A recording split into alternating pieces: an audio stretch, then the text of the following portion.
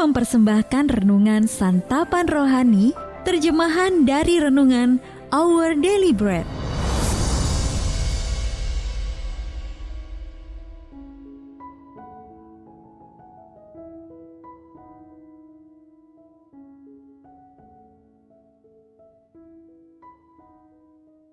Sahabat ODB, pembacaan Alkitab hari ini terambil dari Markus pasal yang keempat, ayat yang ke-35 sampai dengan ayat yang ke-41.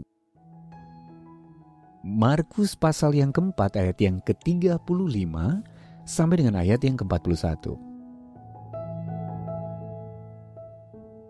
Angin ribut diredakan. Pada hari itu, waktu hari sudah petang, Yesus berkata kepada mereka, "Marilah kita bertolak ke seberang."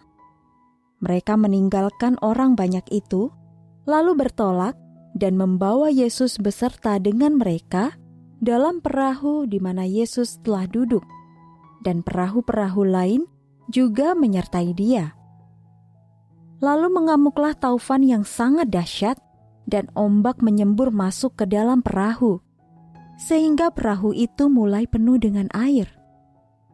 Pada waktu itu, Yesus sedang tidur di buritan di sebuah tilam.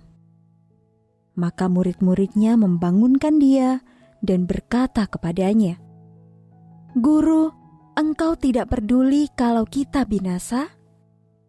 Ia pun bangun, menghardik angin itu dan berkata kepada danau itu, "Diam, tenanglah."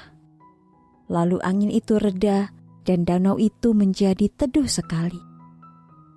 Lalu ia berkata kepada mereka, "Mengapa kamu begitu takut? Mengapa kamu tidak percaya?" Mereka menjadi sangat takut dan berkata seorang kepada yang lain, "Siapa gerangan orang ini, sehingga angin dan danau pun taat kepadanya?" Ayat mas renungan hari ini terambil dari Markus pasal yang keempat, ayat yang ke-41. Siapa gerangan orang ini, sehingga angin dan danau pun taat kepadanya? Renungan hari ini berjudul Kuasa Kristus, ditulis oleh Soxil Dixon. Pada tahun 2013, sekitar 600 orang saksi mata menyaksikan Nick Wallenda, seorang pemain akrobat udara, berjalan di atas tali yang membentang untuk melintasi ngarai selebar hampir 425 meter di dekat Grand Canyon. Wallenda menapakkan kaki-kakinya di atas kabel baja setebal 5 cm dan mengucap syukur kepada Tuhan Yesus untuk pemandangan yang indah sementara kamera pada kepalanya terarah ke lembah di bawahnya. Ia berdoa dan memuji Tuhan sambil melangkah melintasi ngarai dengan tenang, seolah-olah sedang berjalan santai di atas trotoar. Ketika angin bertiup kencang, ia berhenti dan berjongkok sejenak. Lalu ia bangkit lagi dan mengembalikan keseimbangannya. Bersyukur kepada Allah yang menenangkan kabel itu.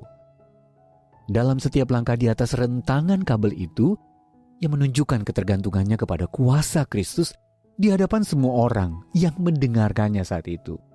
Dan juga sekarang ketika videonya ditonton di seluruh dunia. Saat angin ribut menimbulkan gelombang yang membuat murid-murid kewalahan di Danau Galilea, teriakan mereka minta tolong dipenuhi rasa takut. Setelah Yesus menenangkan badai itu, mereka sadar bahwa Dia berkuasa atas angin dan segala sesuatu. Perlahan-lahan murid-murid belajar menumbuhkan kepercayaan mereka kepadanya. Pengalaman pribadi mereka dapat menolong orang lain mengenali kehadiran Yesus yang dekat dan kuasanya yang luar biasa. Sewaktu kita mengalami badai kehidupan atau merasa seperti berjalan di atas tali iman yang terbentang, di atas lembah kesulitan yang begitu dalam, kita dapat menunjukkan iman yang teguh kepada kuasa Kristus. Allah akan menggunakan langkah-langkah iman kita untuk menginspirasi orang lain agar juga berharap kepadanya.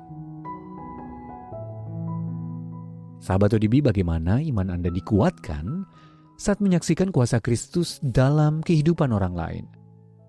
Lalu bagaimana doa dapat menolong Anda melangkah dengan iman yang penuh keyakinan? Mari kita berdoa. Terima kasih Bapa karena Engkau telah menenangkan hatiku saat aku mempercayaimu dalam mengarungi badai kehidupan. Amin.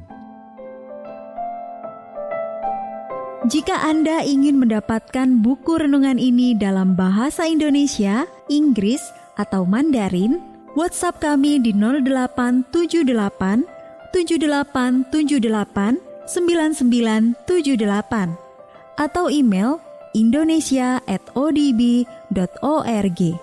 Persembahan kasih dari Anda memampukan Our Daily Bread Ministries menjangkau orang-orang agar diubahkan.